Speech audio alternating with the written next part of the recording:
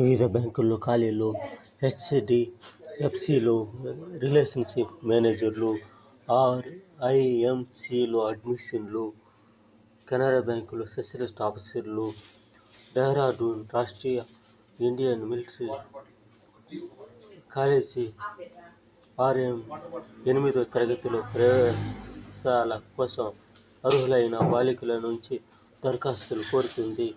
ఈ విద్యా సంస్థ భారత ప్రభుత్వ రక్షణ మంత్రిత్వ శాఖ విద్యార్థులు నడుస్తుంది.